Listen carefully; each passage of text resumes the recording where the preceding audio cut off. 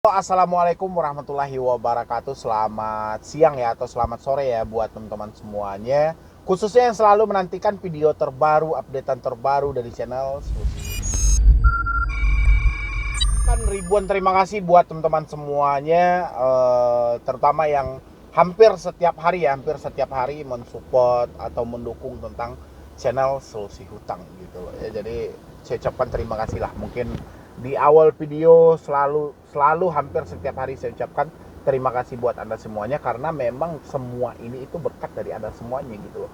Bukan sayanya yang hebat atau kayak mana ya, tapi dukungan dan supportan Anda lah sebenarnya yang menjadikan channel ini bisa bertahan sampai detik ini berada di YouTube. Judul video kita hari ini yaitu penyebaran data atau peneroran dari pinjol ilegal ataupun legal gitu loh, yang sampai detik ini masih bergulir dan menjadikan ini sebagai bahan ketakutan buat teman-teman semuanya gitu loh. Jadi sepertinya saya harus mengulang lagi satu video ini karena saking banyaknya. Jadi dari tim pun juga menyarankan, "Bang, ini kenapa kok ini malah makin banyak?"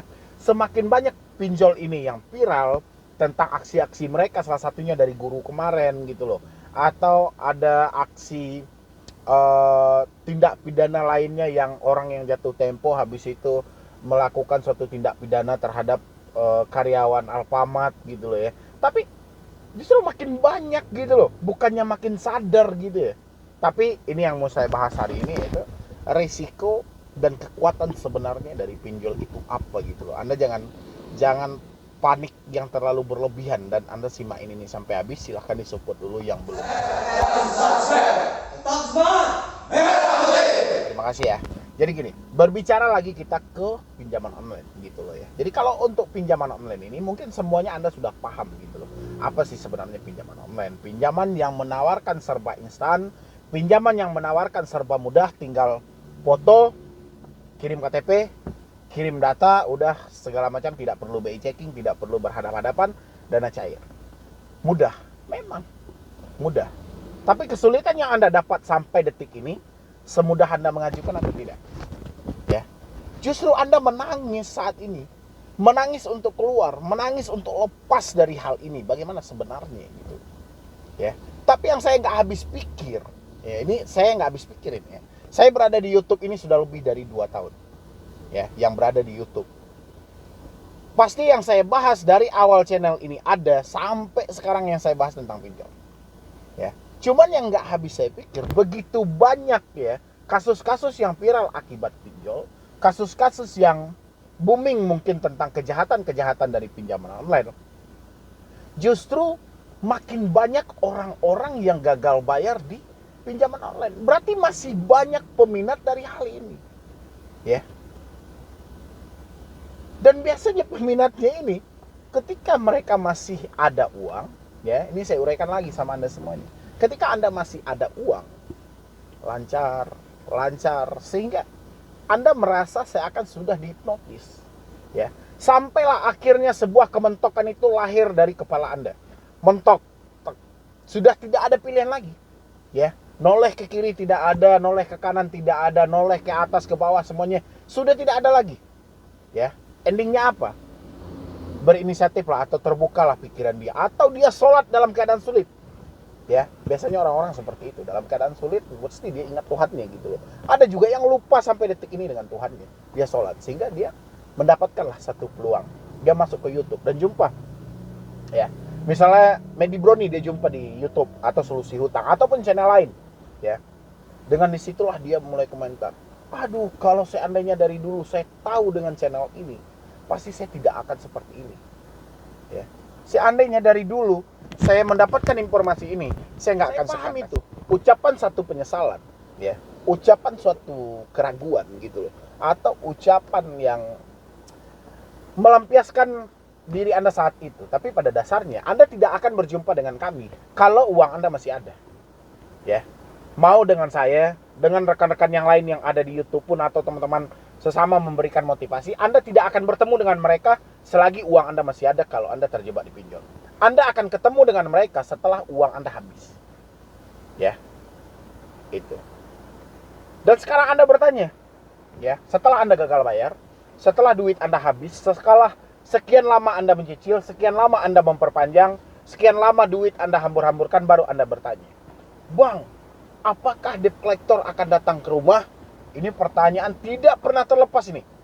Ya, kalau nggak seperti itu gini, "Bang, aplikasi ini ada nggak petugas lapangannya?" Ya, kenapa? Karena rasa takut sudah mulai menghantui dia. Dia dihantam ini dengan teroran, dengan sebar data, dengan ancaman mau dibunuh ini segala macam, dan pandailah seorang debt collector membikinkan skenario kayak mana orang-orang ini bisa terhanyut dalam sebuah skenario ini, dalam sebuah drama ini, sehingga orang-orang menelan mentah hal itu. Ya, terbit. Ini terbit nih, pemikiran ini. Ya. Tapi asal Anda tahu, ini satu hal. Kalau saya uraikan ini akan panjang ini.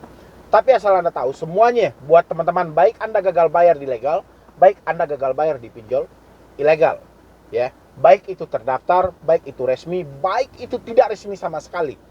Poinnya hampir sama. Ya. Cuman yang membedakan, yang satu terdaftar dan berizin, ya. Dan mereka, apakah mereka melakukan peneroran, Bang? Melakukan peneroran. Melakukan pengancaman tetap.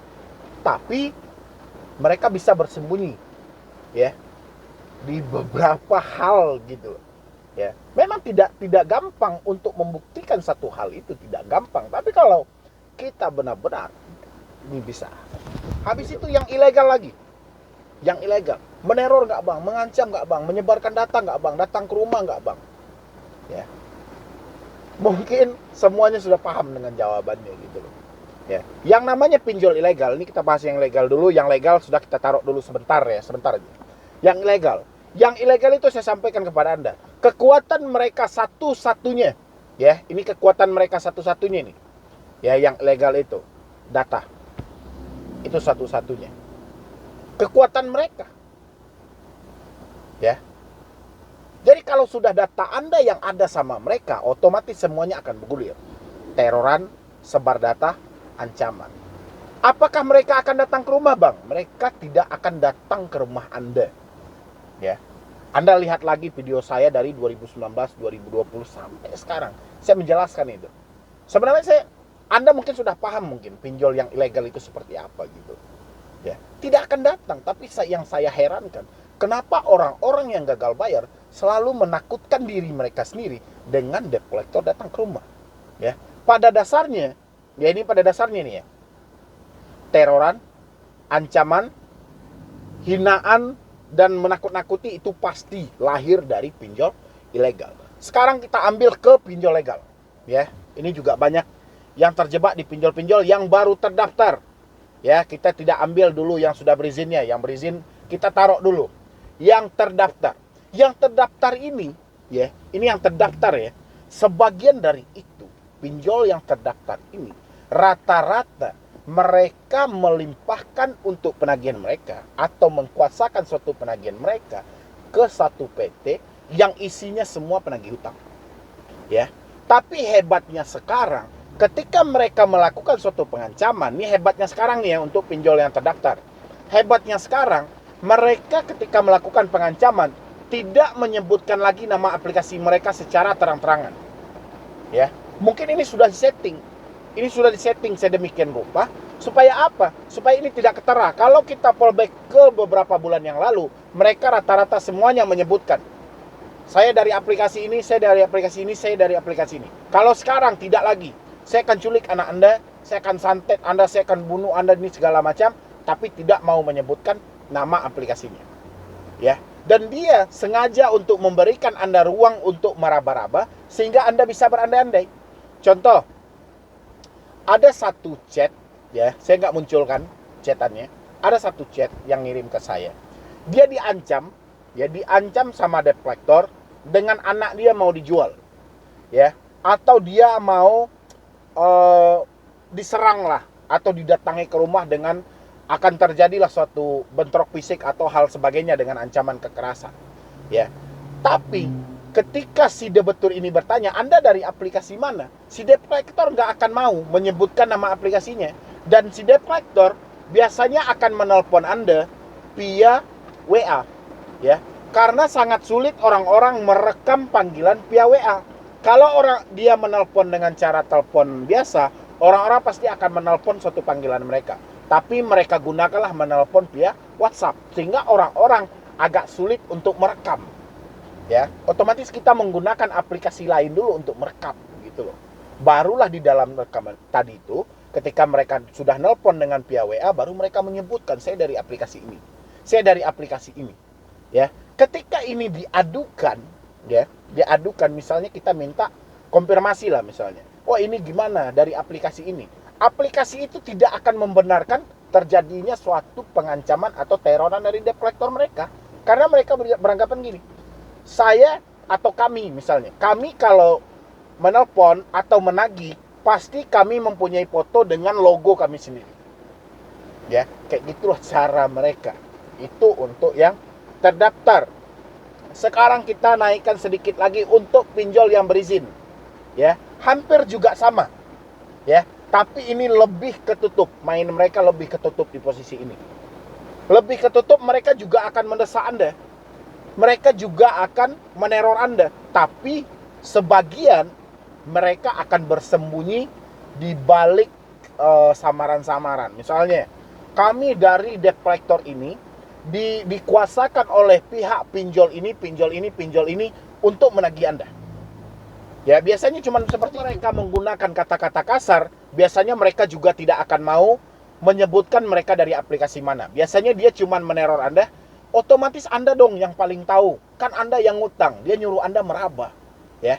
Jadi ketika posisi itu terjadi sama Anda, jangan dibalas chatnya, abaikan aja. Tapi kalau mereka sudah menyebutkan mereka dari aplikasi mana, silahkan, karena soal hutang ini privasi Anda gitu loh. Dan Anda tidak bisa berbicara dengan orang yang tidak jelas dari mananya. Ini buat teman-teman semuanya. Ketika Anda mendapatkan chat, misalnya satu ancaman, orang-orang menagih hutang tapi tidak menyebutkan nama aplikasinya, jangan balas chat mereka. Meskipun itu pinjol legal. Ya, karena hutang ini privasi ini. Anda tidak akan bisa membicarakan soal privasi Anda, pribadi Anda dengan orang yang tidak bersangkutan. Ya, lain hal kalau mereka sudah menyebutkan kami dari aplikasi ini, bagaimana soal hutang Anda. Biasa itu ada. Biasanya mereka yang menyebutkan nama aplikasi mereka, pasti mereka tidak akan mau melakukan penekanan terhadap diri Anda. Karena mereka mau menutupi kedok mereka itu di balik hal itu. Ya. Jadi buat teman-teman semuanya, ini saya sampaikan lagi ya. Sebelum Anda bertindak lebih jauh buat yang belum meminjam, pikirkan matang-matang, simakin dulu. Karena banyak risiko yang akan Anda hadapi ketika Anda sudah masuk di dalam jebakan pinjaman online. Ya. Coba cari dulu informasinya, gali dulu informasinya, jangan asal ambil, jangan asal tergiur dengan dana instan. Ya, setelah itu baru Anda sibuk gitu loh. Ya. Jadi kalau Anda bertanya sama saya, risiko pinjaman online legal atau ilegal, ya. 2021 hampir sama dengan 2020, hampir sama dengan 2019. Cuman versinya seperti yang saya uraikan tadi, mereka sudah main sembunyi-sembunyi. Ya, kalau pinjol ilegal Anda pasti sudah paham. Itu juga buat pinjol legal yang selalu mendesak Anda, kami akan datang ke rumah, kirim lokasi Anda, kirim segera lokasi Anda, jangan pernah takut, ya. Jangan pernah rasa takut yang terlalu berlebihan. Hadapi, ini masalah ini dihadapi, dengan kita hadapi lah baru bisa masalah ini kita selesaikan gitu loh. Ya. Jangan Anda cemaskan gitu loh, karena apa foto yang Anda lihat di WA tidak seperti itu manusianya yang akan datang. Ya, jadi Anda slow aja, tenang aja, perbanyak istighfar kalau Anda lagi bingung, perbanyak berdoa kalau Anda lagi panik, dan minta ampun sama Yang Maha Kuasa, minta petunjuk jalan. Ya, mungkin dari saya cuman itu aja. Terlebih dan terkurangnya saya mohon maaf. Buat teman-teman semuanya, silahkan Anda pahami, silahkan Anda simaki. Kalau ada rasanya bertepatan dengan yang saya sampaikan, silahkan isi di kolom komentar gitu loh. Atau ada rupanya yang kurang dari penyampaian saya, silahkan tambah di kolom komentar ya. Jadi sekian dulu dari saya, Medi Broni. Wassalam. Lebih baik